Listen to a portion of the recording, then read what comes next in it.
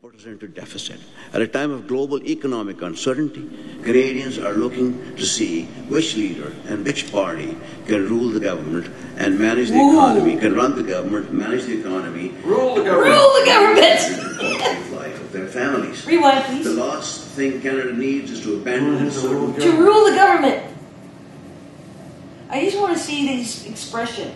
Took them a long time to notice. Which leader and which party can rule the government and manage the economy, can run the government, manage the economy to protect the living standard, can rule the government, can rule the government, can rule the government, can rule the government, can rule the government, can rule the government. Question for Mr. Khan. You know, the last time I took part in this process, which was, I think, 2 or 3 elections ago, Mr. Khan, you were running as a Liberal candidate.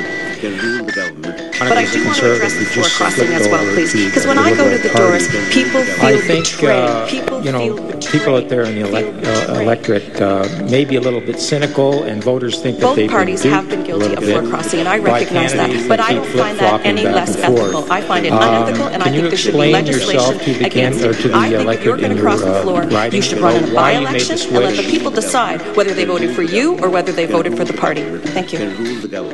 Mr. Khan, I suggest that you have grossly exaggerated your influence with this government.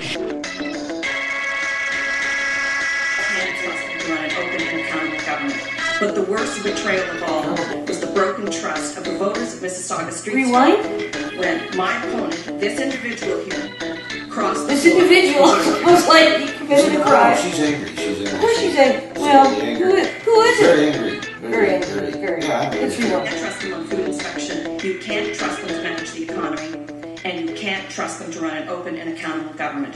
But you can't trust them on food inspection. You can't trust them to manage the economy. And you can't trust them to run an open and accountable government. And you can't trust them to run an open and accountable government. How would you define accountable in the way that she used it? And you can't trust them to run an open and accountable government. What does that mean? How do you define accountable in the way that she used it? That you can't trust them to run an open and accountable government. How do you define accountable?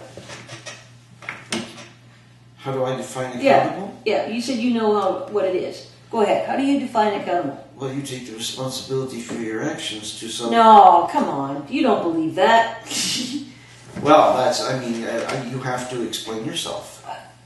No, the only time that you're accountable as a politician is for the few hours that you're there. I understand your. That's it. No, they can hide. They don't. How else can you make them accountable? There's only those few hours every 4 years. That's it. The rest of the time, they don't have to answer to you. They can simply say no comment. Or next. As I believe it's the best city to live in, work in, raise your children in. And as I've said before, the best, Hazel, the best. And we are a beacon to the world. People of different races, and cultures.